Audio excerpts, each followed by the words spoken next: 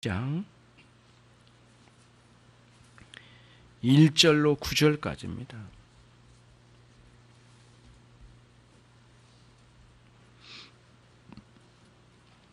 제가 1절로 9절을 쭉 읽을 테니까요. 한번 들어보십시오.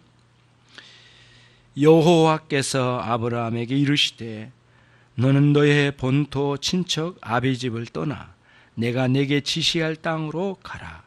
내가 너로 큰 민족을 이루고 내게 복을 주어 내 이름을 창대케 하리니 너의 복에 근원이 들지라. 너를 축복하는 자에게 내가 복을 내리고 너를 저주하는 자에게는 내가 저주하리니 땅의 모든 족속이 너를 인하여 복을 얻을 것이니라 하신지라. 예, 아브라함이 여호와의 말씀을 쫓아 갔고 롯도 그와 함께 갔으며 아브라함이 하란을 떠날 때에 그 나이 75세였더라. 아브라함이 그 아내 사레와 조카 롯과 하란에서 모은 모든 소유와 얻은 사람들을 이끌고 가나안 땅으로 가려고 떠나서 마침내 가나안 땅에 들어갔더라.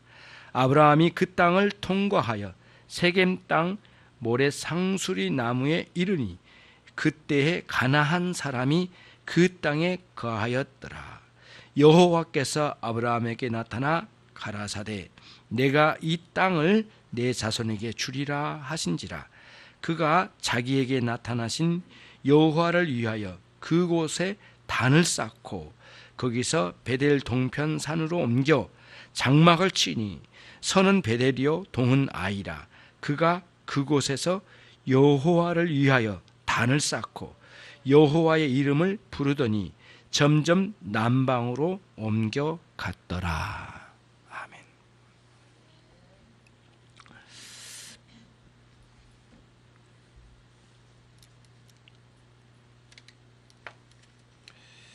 네, 우선은 먼저 오늘 1절로 9절의 말씀인데 하나님께서 직접 말씀해 주신 내용은 2절, 3절, 1절로 3절까지고요. 그리고 밑줄을 한번 그어보십시다. 1절로 3절을 가로치시고 말씀, 하나님의 말씀. 그 다음에 저기 밑에 내려가시면 7절, 제일 밑에 부분 내려가시면 7절 가라사대 내가 이 땅을 내 자손에 주리라. 그래서 1절로 3절과 7절 부분에 직접 하나님께서 말씀해 주신 내용이에요. 그러면 오늘 우리는 어떤 내용을 살피고자 하냐면요, 4절 말씀에 있는 말씀인데 이에 아브라함이 누구누구의 말씀을 쫓아갔고 누구죠? 여호와의 말씀을 쫓아갔고 그 말씀을 중심으로 이 본문을 한번 살펴가도록 하겠습니다. 아브라함의 신앙은 우리와 동일한 신앙이에요. 아브라함의 인생은 우리와 크게 다르지 않는 인생길을 갔어요. 아브라함은 우리와 아주 다른 사람이 아니에요. 우리와 똑같이 죄성도 있고 연약해요. 환경에 영향도 받고요. 그 다음에 우리와 똑같이 하나님의 은혜의 말씀을 받고 은혜를 따라서 살아갈 수 있는 그런 우리들이에요. 우리와 같아요. 아브라함이 그것을 먼저 전제하고 우리가 볼 때 우선은 말씀을 쫓아간다는 게 뭘까? 여호와의 말씀이 기본적으로 1절에서 3절에 있는 말씀인데 1절 말씀은 명령이에요. 명령이에요. 너는 너의 본토 친척 아비집을 떠나 내가 내게 지시할 땅으로 가라고 명령하셨어요. 명령. 그러면은 너희 본토 친척 아비집은 어디에 있는 곳이죠? 어디에 있다고 했죠? 그 고향이 이름이 뭐라겠죠? 지난주에 갈대아 우르라고 하는 곳이에요. 바벨론이라는 곳입니다. 그 바벨론이 그에 있고요. 그 다음에 바벨탑을 쌓아 올리는 신할 평지가 그곳에 있습니다. 그러니까 신할 평지하고 바벨론하고 그 다음에 갈대아 우르가 같이 이렇게 있어요. 그러니까 아브라함이 살던 동네는 최소한 바벨탑을 쌓다가 하나님의 큰 벌을 받은 동네라고 하면 딱 맞아요. 근데 그때 당시에 최고의 문명의 도시가 이 바벨론이랍니다. 지금은 그 이름이 뭘로 바뀌었냐면은 이라크의 수도 어디죠? 바그다드예요. 바그다드. 이라크의 수도 바그다드예요. 근데 거기가 그 큰 강이 두 개가 흐르는데 티그리스 강하고 유브라데 강이라고 하는 엄청나게 큰 강이 있어요. 근데 그게 양쪽에 만나는 하구 쪽에 큰 평지를 이루는데 엄청난 곡창지대를 이룬답니다. 왜냐하면은 그 밀림지대 같은 곳에서 나무 이파리나 썩은 나무가 이렇게 땅에 묻혀지면 큰 옥토가 될 거 아니겠어요? 그러면 오늘같이 비가 많이 오면 그 영양분이 가득 찬 흙을 가지고 하구 쪽으로 온대요. 그러면 쌓일 거 아니에요. 평지를 이루면서 농사짓기에 최고로 좋은 지역이죠. 그쪽이 이제 물도 많고요. 그래서 상하수도를 설치를 할 수 있을 정도로까지 아주 문명을 이루었답니다. 우리가 이제 학교에서 배웠던 메소포타미아 문명 발생지가 이곳이에요. 그러니까 굉장한 그 도시였다고 해요. 그러면 그러고 보면 아브라함은 최소한 촌놈은 아니야. 그러니까 무슨 말이냐면은 정말 굉장히 당시로 말하면 특별시에서 온 사람이 한마디로 말하면. 그런데 이 사람은 아브라함은 정착민이었단 말이에요. 도시 문명의 혜택을 누리면서. 그래서 이 갈대아 우르나 이 바벨론 그리고 신할 평지는 사방으로 교통이 터진 곳이랍니다. 그래서 수많은 사람들이 오고 간 곳이래요. 그래서 전쟁이 일어나면 빨리 점령도 당하고 빨리 나라가 부강하기도 하고 빨리 쇠퇴도 하는 나라가 이 바벨로니아 지역이랍니다. 이곳이. 그런 특징이 있어요. 아무튼 아브라함이 살던 시기는 갈대아 우르를 중심으로 큰 문명의 도시를 이루고 있는 도시예요. 그러면 이제 제가 오늘 꼭 드리고 싶은 말씀을 잘 기억 하나 해두세요. 뭐냐면은 아브라함이 여호와의 말씀을 쫓아갔대요. 따라갔대요. 근데 그 말씀은 명령과 뭐로 이루어졌다겠죠? 명령과 약속으로 이루어졌어요. 약속. 그래서 앞에 1절은 명령이고요. 2, 3절은 약속이에요. 뭐뭐를 해주시겠다. 약속이에요. 그런데 놀라운 건 이거예요. 아브라함이 들은 하나님의 말씀, 여호와의 말씀이 들었단 말이에요. 근데 그 말씀이 이게 하나님의 말씀인지 아닌지를 어떻게 확인했을 수 있을까요? 여러분, 이렇게 생각하면 안 됩니다. 말씀을 너무 고착화시켜가지고 가둬놓으면 안 돼요. 말씀을. 어느 날 갑자기 천둥 번개치듯이 화다닥 떨어져가지고 말씀이 딱 들어와가지고 그 말씀 믿어져서 바로 옮겼다? 이거는 그런 비성경적인 상식에 어긋나고 비성경적이고 성경의 상식에도 안 맞는 거예요. 이런 방식은 그렇지 않아요. 누구도 그런 식으로 신앙으로 살아간 사람은 하나도 없어요. 무엇이냐면은 분명하게 1절의 명령, 2, 3절의 약속의 말씀을 주셨지만 이 말씀이 진짜 하나님의 말씀인가를 알아가는 과정이 있었을 거라는 거예요. 그것 없이 어느 날 갑자기 믿어진다? 그거는 그렇게 되질 않아요. 그러면 이제 어떻게 그런 일이 일어났는가라고 할 때 우리는 창세기 전체, 창세기가 50장으로 이루어졌는데 창세기 전체 흐름의 판도를 보면서 아브라함이 어떻게 하나님의 말씀인지를 알아갔는가를 알 수 있어요. 그거를 확인할 수가 있어요. 왜냐하면 창세기 전체의 내용이 아브라함의 이야기만 쓰려고 한 건 아니거든요. 아브라함이 하나님 만나서 말씀을 듣고 말씀을 따라 갔던 것도 기준으로 삼지만 그러나 아브라함이 이미 믿음의 조상들의 구전, 입에서 입으로 전달되어지는 하나님의 말씀을 전달받았다고 그래요. 아브라함 시대 때는. 그러니까 본격적으로 기록한 시대는 그 이후에 500년 정도 지나가지고 모세 시대 때의 기록으로 남겼다고 그래요. 기록으로. 그러면 이제 아브라함 시대 때는 무슨 이렇게 큰 기록으로 남겨 대단하게 기록으로 본격적으로 기록으로 남긴 거 아니에요. 그러면 어떻게 전달됐냐라고 질문이 쓰잖아요. 의문이 쓰잖아요. 어떻게 했을까요? 구전이 구전. 제가 말씀드린 대로 구전. 입에서 입으로 전달돼요. 그래서 아브라함 시대 때에는 아브라함 이전에 있는 내용을 대부분 거의 암송을 했대요. 암송을. 그렇다고 해서 역사의 기록 하나하나를 다 외웠다는 게 아니에요.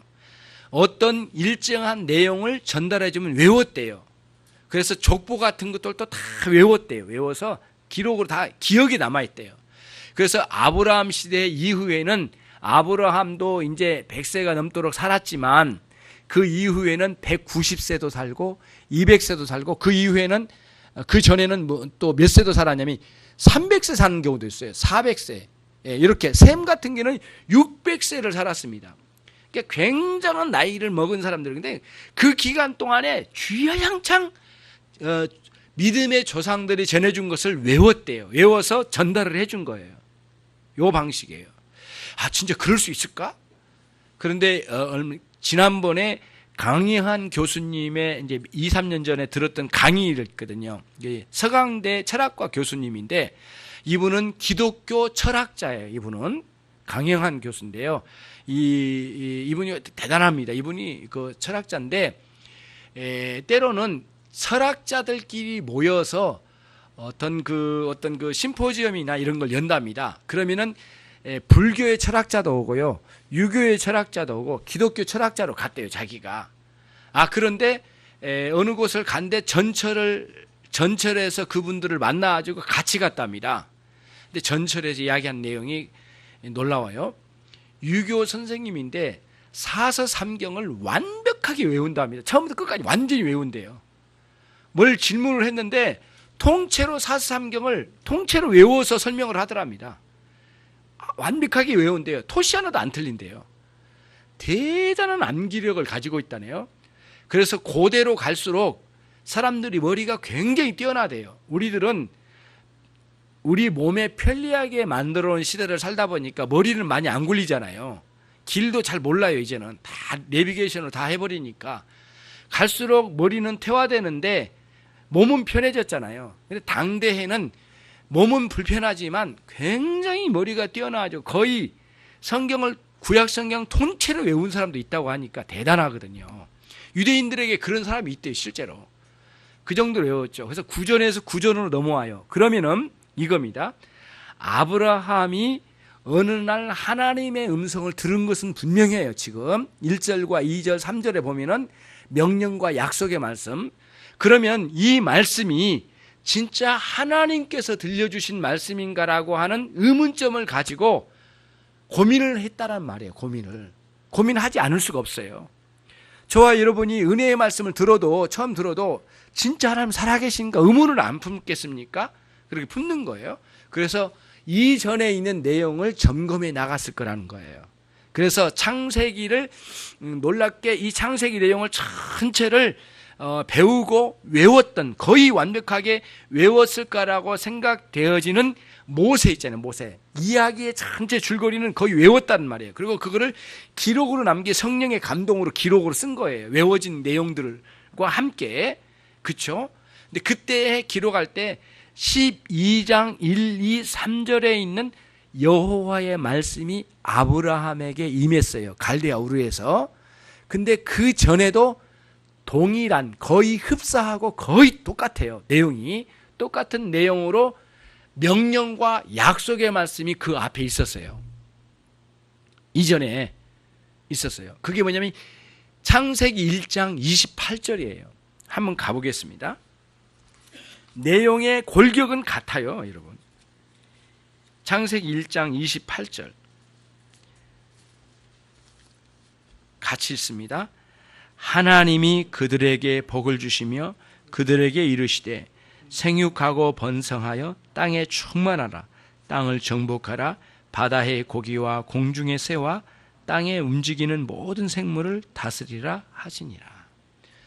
인간을 창조하시고 그들에게 복을 내려주시고 그 다음 그들에게 생육하여 번성하여 창대케 되거라. 그 세계를 너희들이 다스려가라. 정복해서 다스려가라. 그런데 딱 유일한 한 가지가 있어요. 하나님의 뜻대로 그 일을 해나가는 거예요. 이게 하나의 핵심이에요. 그래서 1장 28절에 나온 태초의 인류에게 명령하시고 약속해 주신 그 말씀하고 창세기 12장 1절 3절에 있는 아브라함에게 명령하신 내용하고 그 핵심 골격은 같아요. 또 있습니다. 9장으로 한번 가겠습니다. 9장의 말씀은 노아에게 주신 약속이에요. 1절 말씀, 2절 말씀 같이 읽겠습니다. 하나님이 노아와 그 아들들에게 복을 주시며 그들에게 이르시되 생육하고 번성하여 땅에 충만하라. 땅의 모든 짐승과 공중의 모든 새와 땅에 기는 모든 것과 바다의 모든 고기가 너희를 두려워하며 너희를 무서워하리니 이들은 너희 손에 붙이었음이니라. 같은 맥락이에요. 그리고는 오늘 12장 1, 2, 3절이 온 거예요. 여호와께서 너희 집을 떠나라 명령하셨어요. 그리고는 내가 내게 큰 민족을 이루고 너에게 복을 주겠다. 그리고 너희 이름이 창대케 되리라. 그리고 너는 복의 근원이 되라. 심지어는 3절에 보면은 너를 축복하는 복을 내려주고 너를 저주한 자인 저주를 내리라. 땅의 모든 족속이 너를 인하여 복을 받으리라. 이리 말씀해 주셔서 아브라함이 받은 하나님의 말씀은 그냥 혼자만 생각하고 끝낸 게 아니라 조상들이 들려준 그 말씀과 연관성이 있다는 것에 깜짝 놀랐을 거라는 거예요. 그래서 창세기는 이렇게 아브라함에게 뜬금없이 찾아오셔서 그냥 데려가신 게 아니에요.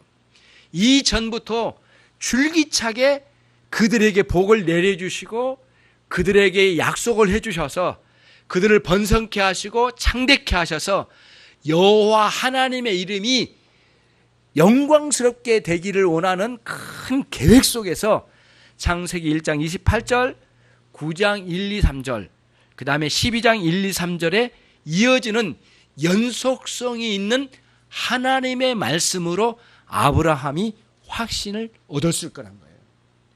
그러면 이제 이거예요. 아브라함의 믿음과 우리 믿음이 같다고 제가 아까 초반에 말씀드렸어요. 그러면 저와 여러분의 믿음을 가질 때, 신앙생활을 할 때요, 항상 어떤 근거도 없이 믿는 믿음은 신앙생활이 아니에요. 그건 신앙이 아니에요. 그래서 저와 여러분이 신앙은 말씀에 근거를 둔 신앙이에요. 우리는.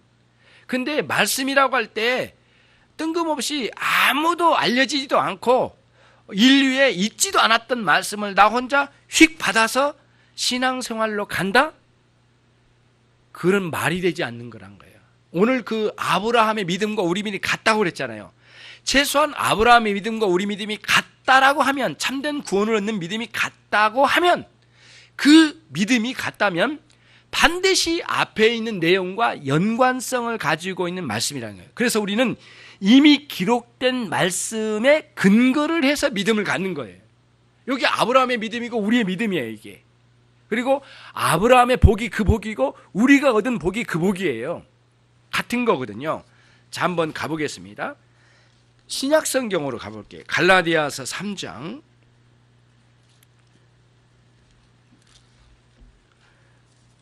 갈라디아서 3장입니다.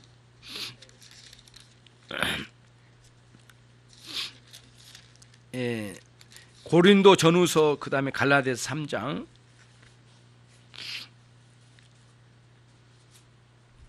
14절 같이 읽겠습니다. 이는 그리스도 예수 안에서 아브라함이 복이 이방인에게 미치게 하고 또 우리로 하여금 믿음으로 말미암아 성령의 약속을 받게 하려 함이니라. 예수님 믿는 믿음은 아브라함의 복을 받게 하기 위함이에요. 그러면 아브라함의 복이 뭐냐라고 물으면 우리는 두말할 것 없이 창세기 12장 12절, 12장 1절로 3절 말씀으로 돌아가는 거예요. 그러니까 아브라함의 약속은 우리 약속과 연관성이 있다는 거예요.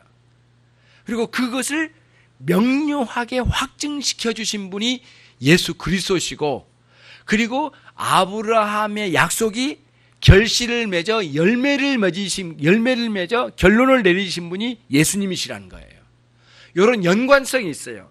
그래서 성경에 연관성이 없는 믿음이 옳은 믿음이 아닌 거예요. 그러면 여러분, 이제 우리들이 생각한 거예요. 이런 거를 염두에 둬야 돼요. 이단들이 신앙을 가졌다라고 주장을 해요. 그러나 이와 같이 아브라함 같이 말씀의 연관성에 근거를 둔 신앙으로 가지를 못하는 거예요. 어딘가에 단절된 부분이 있다는 말이에요. 입으로는 예수님 믿는다고 하지만은, 그리고 예수님의 이름은 그냥 이름뿐이고 명목상 이름뿐이고 껍데기뿐이고 그 속에는 예수가 아니라 다른 교주를 집어넣어버린 거예요. 그리고는 예수의 이름으로 포장시켜서 내놓으니까 겉으로 볼 때는 아름다운 포장이니까 샀을 거 아니에요. 포장지가 좋으니까 이게 참 좋은가 보다. 근데 까보니까 그 안에가 원래 물품이 아니에요. 예. 옛날에 인터넷 쇼핑몰에 주문하면 컴퓨터 무슨 부속을 주문했는데 돌멩이 벽돌 하나가 있더랍니다. 그런 것처럼 이단들이 가지고 있는 겉으로는 포장이 참 잘 돼 있어. 똑같아. 그러니까 무게도 비슷하고 그러니까 받았단 말이에요. 알고 봤더니 벽돌밖에 없는 거예요.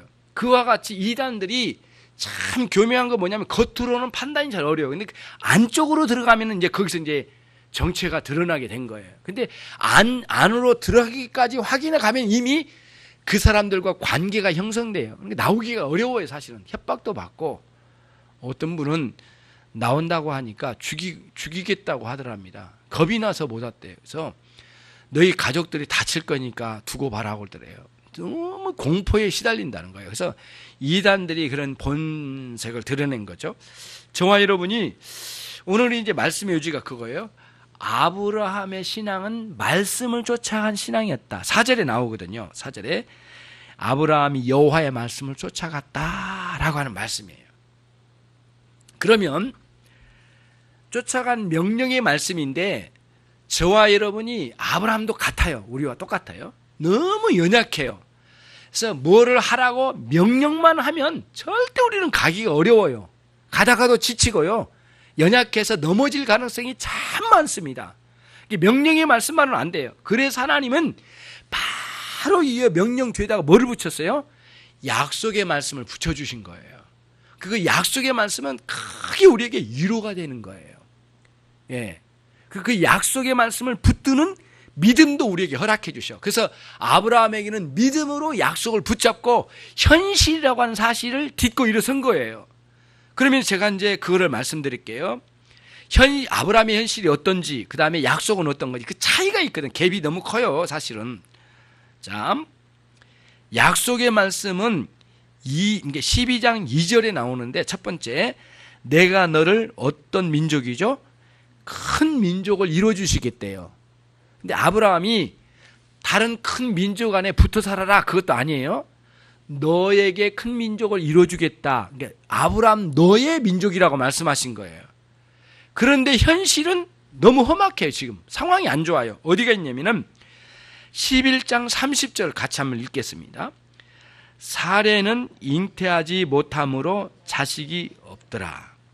자식이 없었더라. 그런데 아까 거기 나오는 12장 4절에 보면은 그의 나이 75세였더라. 75세 때까지 아브라함에게는 자식이 없었더라는 거예요. 현실은 무자식이에요. 그런데 약속은 큰 민족이에요. 이 사이가 굉장히 큰 거예요. 이거를 어떻게 메꿔 가냐고요. 그런데 저와 여러분이 정말 믿음으로, 그러니까 인간으로는 도저히 이 사이를 메꿀 수가 없는 거예요. 그래서 하나님 우리에게 주신 게 있어요. 그게 믿음이에요, 믿음. 약속을 붙잡고 따라가는 거예요. 그래서 루터가 쓴 그리스도인의 자유라는 책에 보면 이렇게 돼 있어요. 우리의 신앙은 하나님의 말씀에 매달려 따라간다. 그렇게 돼 있더라고요. 매달려 따라간대. 그 말씀이 우리를 끌고 간대. 말씀을. 그 말씀에 안 매달리면 나가 떨어지는 거예요, 이제. 그래서 말씀에 매달려 간대요. 질질 끌려간대요. 말씀에 끌려간대요. 굉장한 표정이에요. 다른 게 아니래요. 그러니까 우리가 우리의 선행의 공로로 간다? 거짓이다 이거예요. 예, 그 다음에 뭐 다른 그 기적이나 이런 것만 우리가 경험하면서 간다? 그것도 안 된대요. 예, 그것도 안 된대요. 뭐 우리가 내가 말씀을 제껴놓고 다른 방식으로 시도된 모든 신앙은 못 간대요. 그게 너무 험하고, 예, 현실이 너무 험하잖아요. 75세 때까지 아직도 자식이 없는데 언약의 말씀, 약속의 말씀을 붙잡고 가는 거예요. 예, 그런 거예요. 그런데 고뇌가 있는 거예요. 이게 진짜 하나님 말씀인지 아닌지를 알아봐야 되잖아요. 그래서 점검을 한 거예요. 어떻게 해요? 조상들이 알려준 창세기 1장부터 11장까지 이어진 조상들의 이어진 역사의 내용을 외웠다고 했잖아요. 거의 외웠을 거라고 보는 거예요. 외웠으니까 모세에게까지 전달됐죠. 그럼 이걸 구전이라고 그래요. 성경이 구전. 입에서만 입으로 전달되어진 성경이거든요. 아직 기록으로 본격적으로 쓰여진 책이 아니니까. 그때 외웠는데 그거를 쭉 점검해 나간 거예요. 그리고 최소한 상식이 있는 사람이라면 아브라함이 그 가운데 믿음의 생활을 했던 조상들의 이야기를 가장 많이 기억하고 담고 있는 할아버지, 할머니들에게 안 쫓아갔다? 말도 되지 않아요. 찾아갔을 거예요. 그리고는 마음껏 듣고 대화도 하고 내가 기도 중에 들었던 하나님의 음성의 내용과 비교를 하면서 창세기 1장 28절의 말씀에 복을 주시고 창대케 하시겠다고 하는 하나님의 약속의 말씀과 9장의 노아에게 약속하신 창대케 하시겠다는 말씀과 연관을 지으면서 연속성이 있는 언약의 말씀에 자기가 있다는 사실을 확인한 거예요. 그때 여호와께서는 줄기차게 우리 인류를 포기하지 아니하고 구원으로 인도하시겠다고 하는 약속의 하나님이시라는 사실을 깨달은 거예요. 그래서 성경을 구약이라고 하는 거예요. 약속이 있는 말씀. 그래서 새로운 약속, 신약이라고 하는 거죠. 이런 맥락으로 전체 보는 거예요. 그래서 약속의 말씀을 붙잡고 가는 여호와의 말씀을 쫓아갔더라고 하는 신앙 가운데 살아가는 신앙이 올바른 신앙이라는 사실을 오늘 여기서 배우게 되는 거예요. 그겁니다, 그거. 예, 그거예요, 그거. 설교 끝났어요. 예, 이렇게 끝내버리면 또 그렇잖아요. 조금 더 해서. 여러분 그 4절에 있는 내용을 한번 보면 여호와의 말씀을 쫓아갔고 했죠. 그런데 나중에는 어떻게 흘러가냐면 신약으로 가면은 말씀이 육신이 되신 예수 그리스도를 쫓아가는 게 신앙이에요.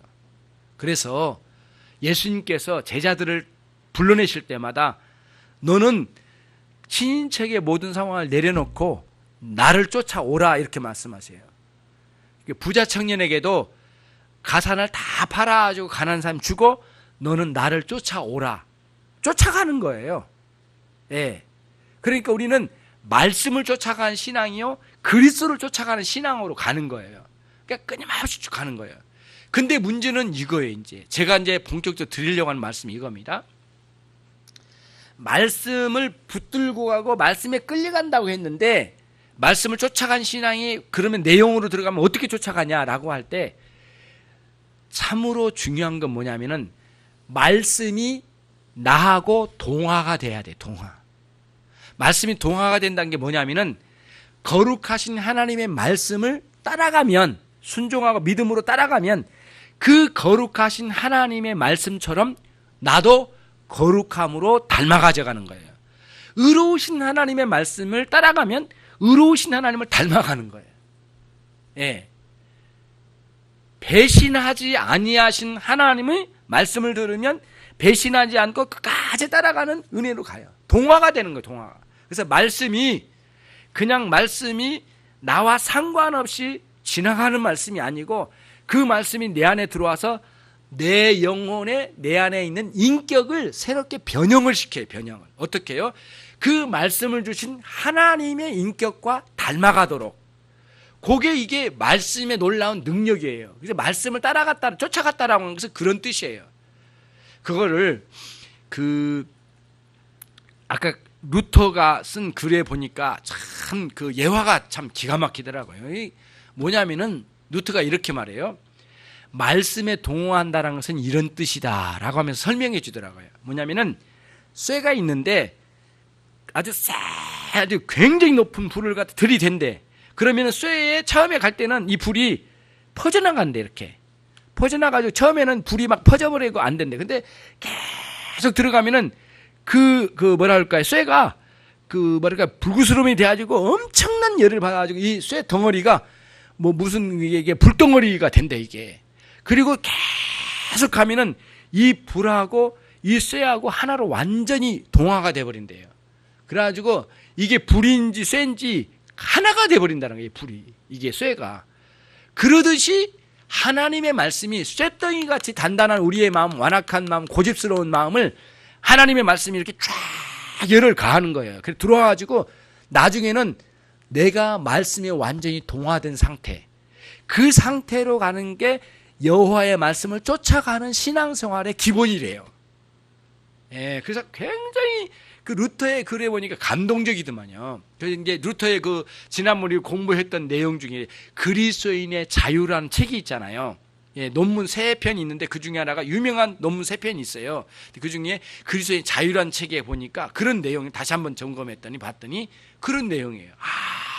말씀을 따라간다는 거예요. 그래서 히브리서의 말씀에도 반드시 우리는 의의 말씀을 경험해야 된대요. 무슨 뜻이냐면은 의로우신 하나님이 말씀을 주시잖아요.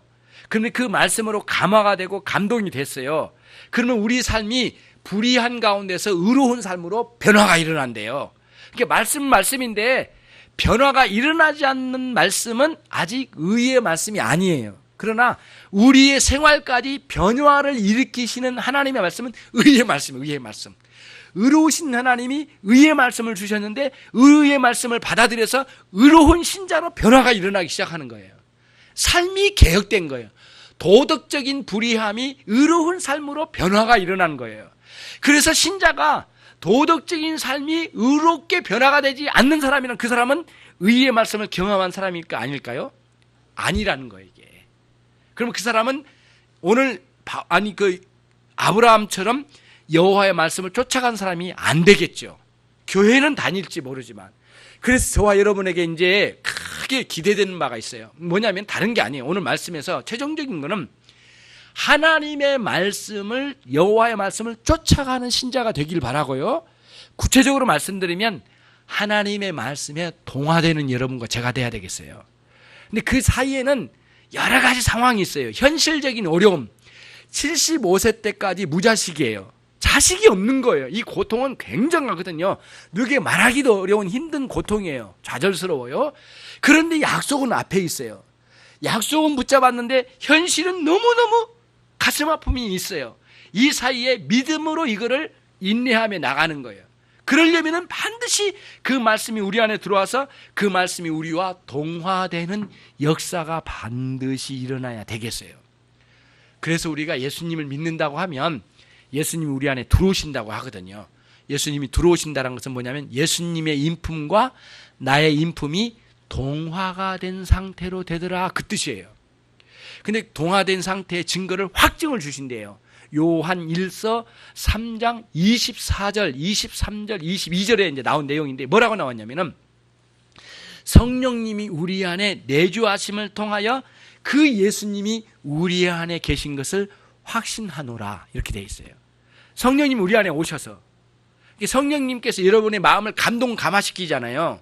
그걸 통해서 뭐를 확신한다고? 예수님 우리 안에 오셔서, 다시 말하면 예수님과 나 사이에 인격이 이렇게 동화가 된 상태가 된 거예요. 그래서 예수님 기뻐하신 것도 내가 기뻐하고, 예수님 슬퍼하신 게 내가 슬프고요, 예수님 원하신 게 나의 원함이 되는 거예요. 그래서 예수님이 원하시면 하나님 아버지 영광이었단 말이에요. 그래서 우리 마음도 하나님의 영광을 위해서 사는 거예요. 그러면 전체가 변화가 일어난 거예요. 그래서 성경은, 하나님의 말씀은 그냥 기계적으로 역사하지 않아요. 하나님의 말씀은 유기적으로 역사해요. 그건 무슨 뜻이냐면은 어떤 한 사람이 있어요. 그러면 이 사람은 자신의 인격도 있고, 인격이라는 문제가 있고요, 그 다음에 인품이라는 문제가 있고, 그 다음에 이 사람의 육체적인 건강도 있어요. 건강 문제도 있고, 그 다음에 이 사람이 가지고 있는 가족이 있어요. 가족의 관계도 있고, 친구와의 관계도 있고, 이 사람이 살고 있는 환경도 있어요. 문화가 있고, 그 다음에 이 사람이 배운 학식이 있어요. 지성적인 지력이 있을 거 아니에요. 그런 모든 부분에 이게 다 거미줄처럼 연결되어 있어요. 여러분 한 사람을 두고 그림을 한번 그려봐요. 거미줄처럼 연결되어 있다니까요. 그동안에 오래 살면 살수록 더 많은 복잡한 관계가 있잖아요. 그런데 말씀이 그 안쪽으로 들어오는 거예요. 속으로 들어온 거예요. 말씀이 들어올 때 문제는 뭐냐? 그냥 말씀이 들어와가지고 이런 관계 없이 나만 딱 변한다? 그럴 수가 없어요. 말씀이 들어오면 반드시 고통스러운 현상이 일어나. 어떤 현상? 여러의 관계 안으로 뻗어가는 거예요. 이 말씀의 영향력이. 그런데 그동안에 저와 여러분이 옳게 살고 완벽하게 살았으니까 천만의 말씀이요. 다 부끄러워요. 저와 여러분 부끄러운 삶을 살아왔어요. 그래서 사람들과의 관계도 굽었어. 왼수지간이 된 사람도 있어. 그리고 미워했어. 복수하고 싶어. 왜곡된 마음이 다 있는 거예요. 근데 말씀이 들어오면 말씀은 쫙쫙 피려고 한단 말이에요. 이거를 올바르게 바른 관계를 유지시키려고 한단 말이에요. 말씀의 성격이 그러니까 하나님의 말씀이 오면 은혜로운 고통이 따라오는 거예요.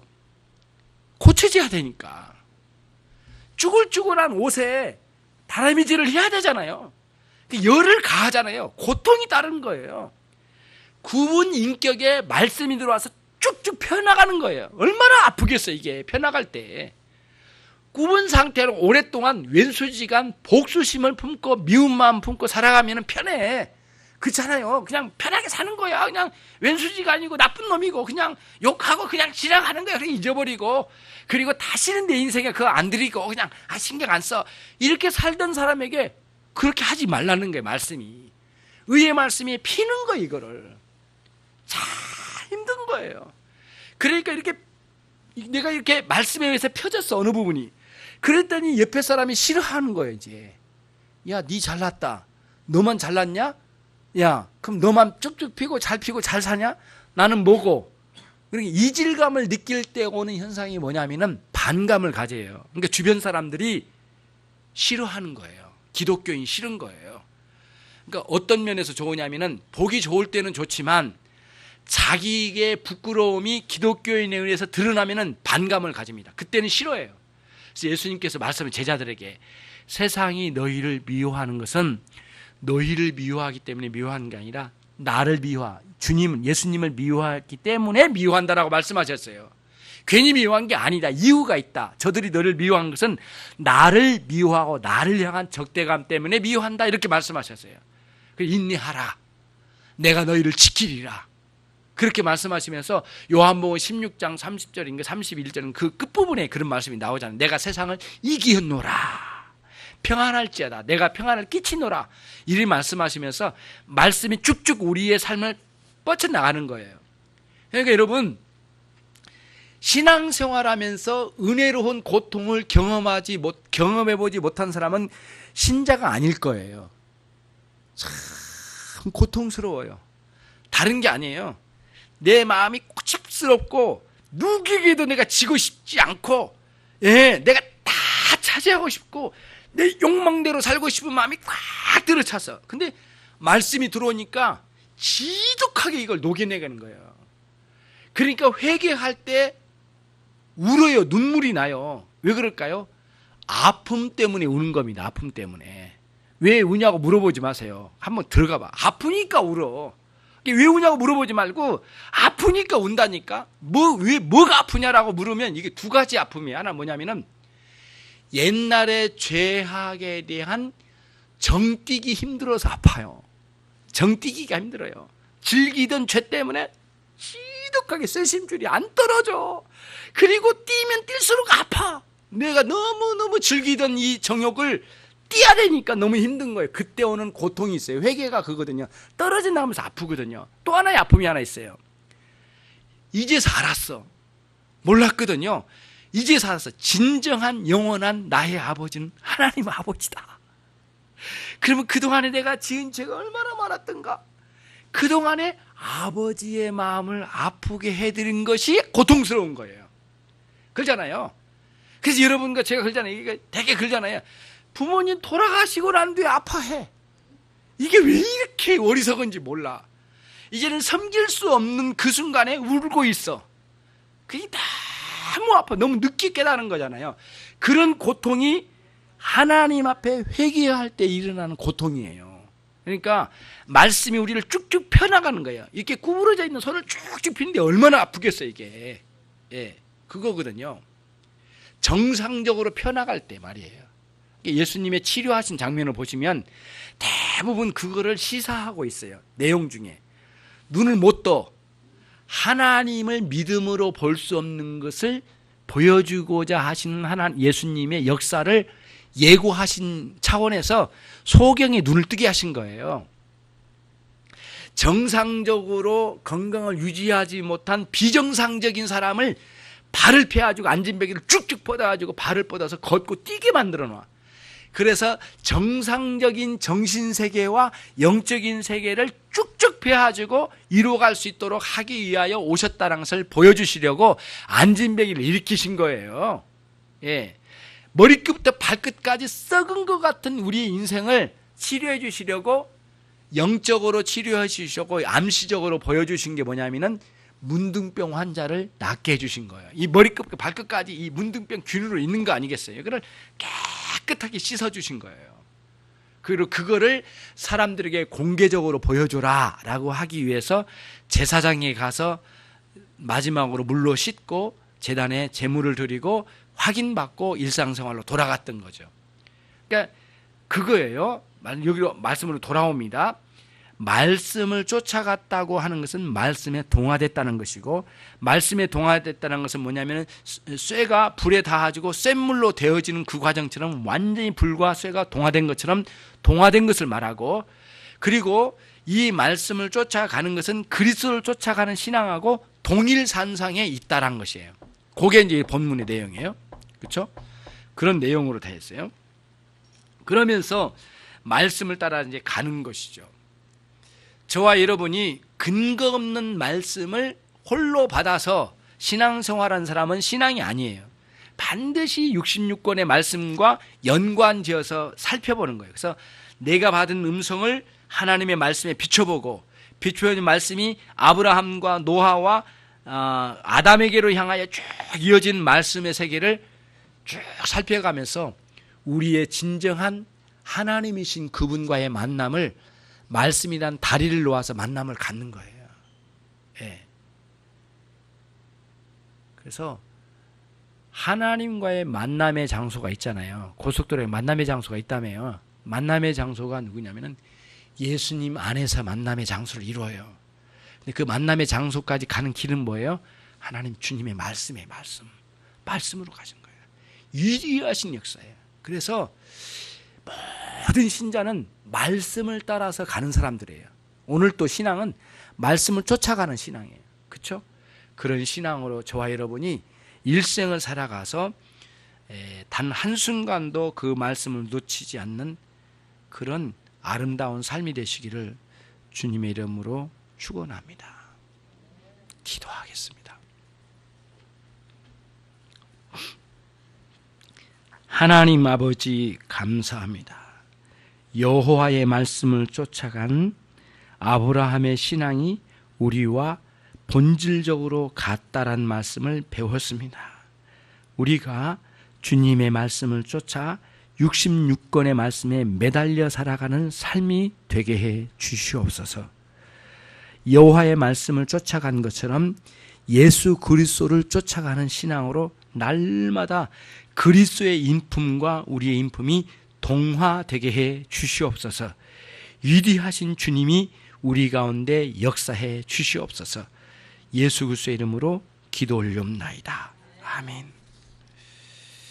오늘 약속대로 성찬식을 진행하도록 하겠습니다. 찬송가 281장입니다.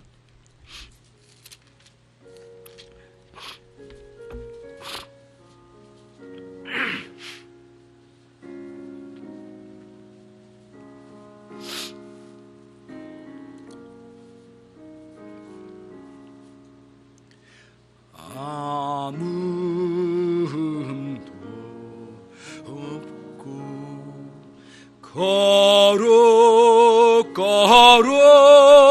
거룩하신 하나님의 어린 양이 주임을 당했네. 이는 나 위하여 십자가 위에서 못 박히사 깨뜨리신 주님의 몸이시. 이는 나 위하여 형벌을 받으사 주가 친히 흘리 주의 보에 보혈이세. 성찬님 앞으로. 이는 주가 지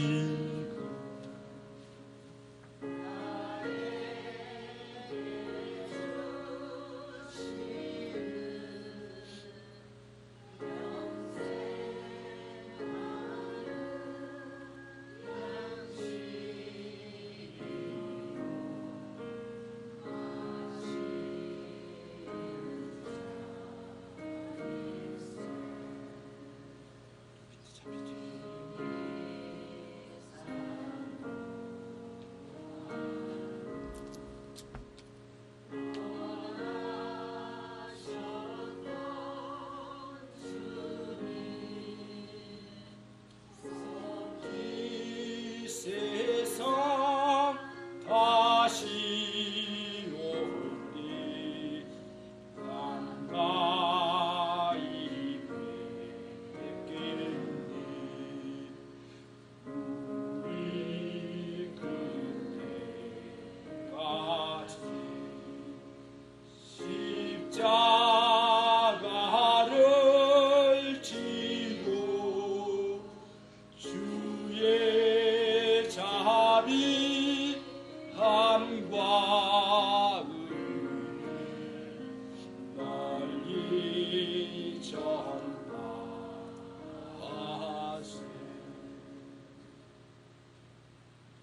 기도하겠습니다.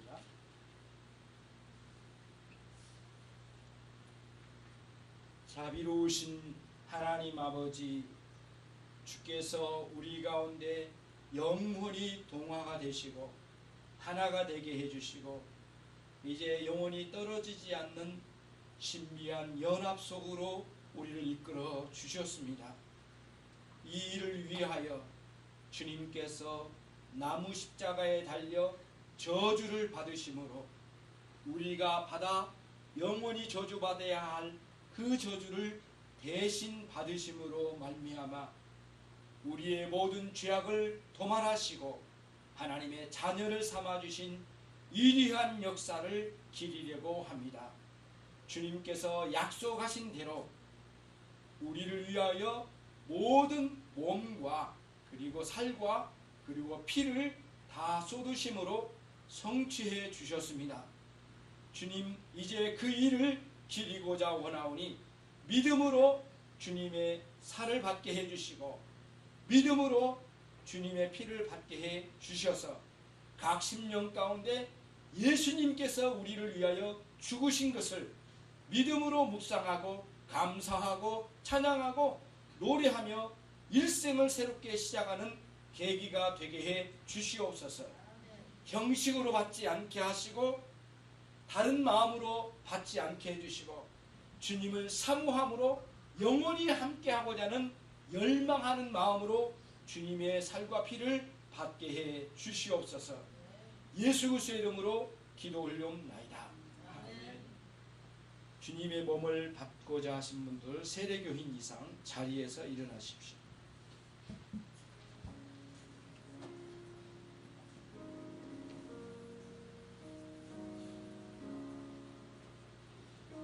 받으시고 바로 드시지 마시고 이렇게 자리에 앉아 주십시오. 받으시고 난 뒤에. 그런 다음에 저와 같이 함께 기도록 하겠습니다.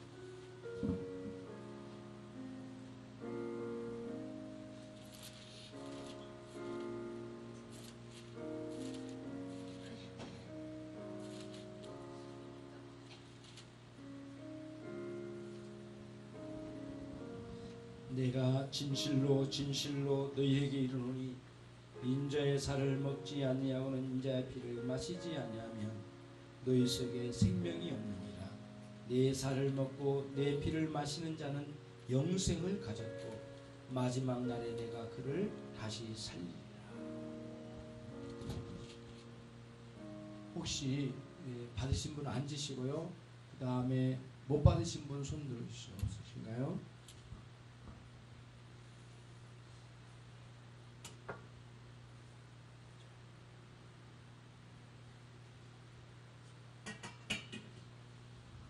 함께 기리시겠습니다.